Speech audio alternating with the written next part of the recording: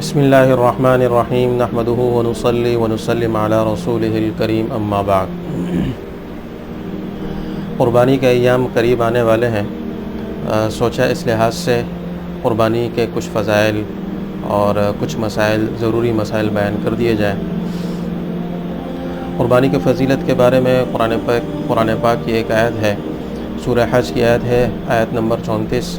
اللہ تعالیٰ ارشاد فرماتے ہیں وَلِكُلِّ أُمَّةٍ جَعَلْنَا مَنسَكًا لِيَذْكُرُوا اسْمَ اللَّهِ عَلَى مَا رَزَقَهُم مِّن بَهِيمَةِ الْأَنْعَامِ کہ ہم نے پچھلی امتوں پر قربانی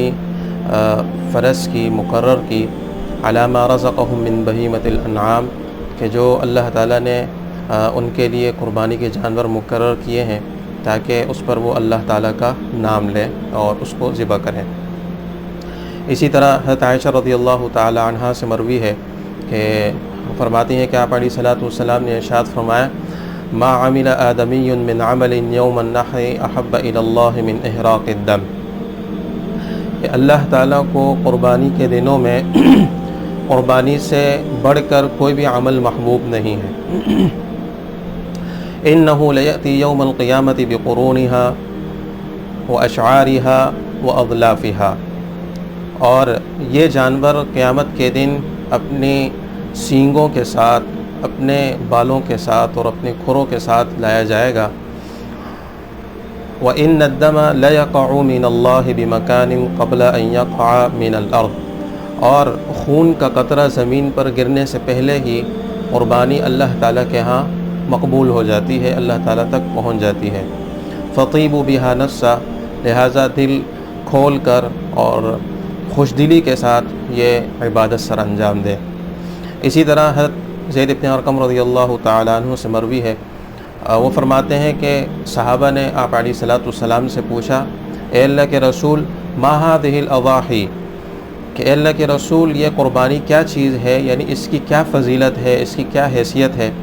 تو آپ علیہ الصلاۃ والسلام نے ارشاد فرمایا سنت ابیکم ابراہیم علیہ السلام کہ یہ قربانی آپ کے جد امجد حضرت ابراہیم علی نبینا وعلیہ الصلاۃ والسلام کی سنت ہے۔ پھر صحابہ نے عرض کیا اللہ کے رسول فما لنا فیہا یا رسول اللہ کہ ہمارے لیے اس میں کیا اجر ہے؟ آپ علیہ الصلاۃ والسلام نے ارشاد فرمایا بکل شعرۃ حسنہ کہ قربانی کے جانور کے ہر بال کے بدلے اللہ تعالیٰ ایک نیکی عطا فرمائیں گے۔ صحابہ نے عرض کیا اللہ کے رسول فالصوف یہ جو دمبا ہے یا بھیڑ ہے اس کے اوپر اون بہت زیادہ ہوتی ہے تو آیا ہر اون کے بدلے بھی ثواب ملے گا، ایک اجر ملے گا؟ تو آپ علیہ الصلاۃ والسلام نے ارشاد فرمایا بکل شعرۃ من الصوف حسنہ کہ اون کے ہر بال کے بدلے اللہ تعالیٰ ایک نیکی عطا فرمائیں گے۔ تو ان احادیث کو دیکھتے ہوئے، ان کی فضیلت کو دیکھتے ہوئے ہر مسلمان کو یہ کوشش کرنی چاہیے کہ قربانی کے ایام آنے والے ہیں تو اس کے لیے دل کھول کر، جہاں ہم دوسرے اخراجات اتنے زیادہ کرتے ہیں، اپنی ضروریات کے علاوہ ہم اپنی خواہشات کو بھی پوری کرتے ہیں، تو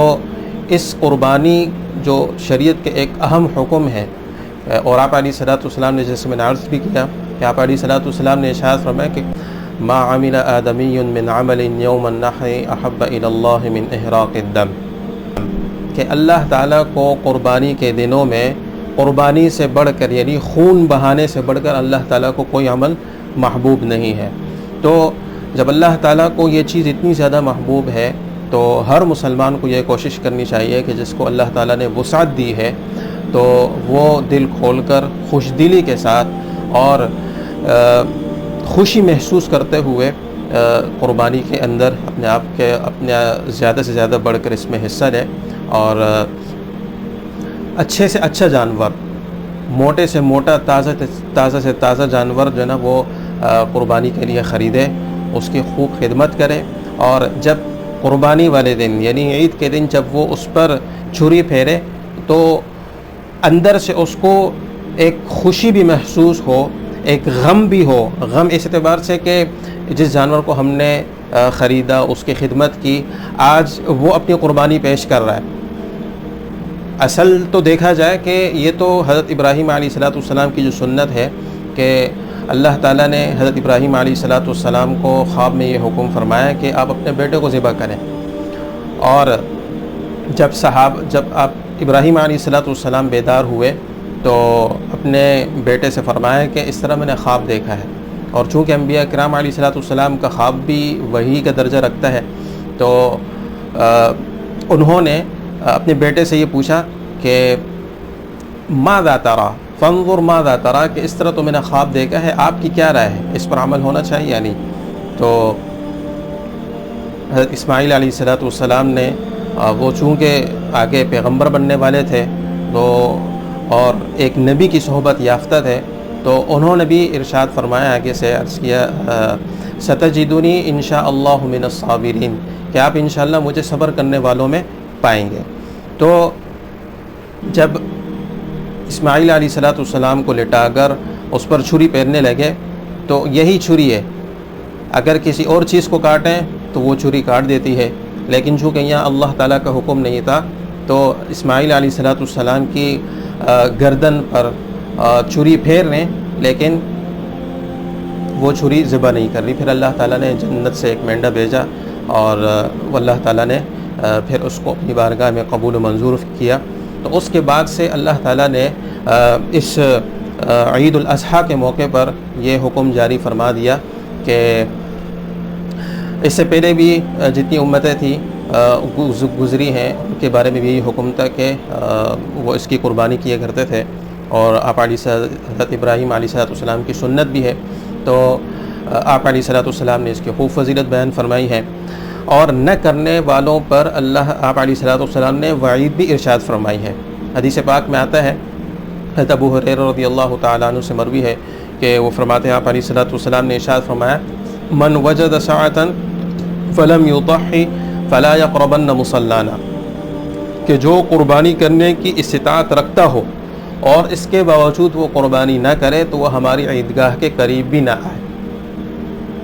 تو دیکھیں اتنی سخت وعید آپ علیہ السلام نے ارشاد فرمائی اس شخص کے بارے میں کہ جس پر قربانی لازم ہو، یعنی قربانی کر سکتا ہو اور اس کے باوجود وہ قربانی نہیں کرتا، تو آپ علیہ السلام نے اتنی سخت وعید ارشاد فرمائی ہے۔ تو اس لیے وعید سے بچتے ہوئے اور اس فضیلت کو حاصل کرتے ہوئے ہم میں سے ہر ایک مسلمان بھائی کو یہ کوشش کرنی چاہیے کہ اگر اللہ تعالیٰ نے استطاعت دی ہے، قربانی ہم کر سکتے ہیں، تو اس دل کھول کر خوشی کے ساتھ اس کے اندر حصہ ڈالیں اور بڑھ چڑھ کر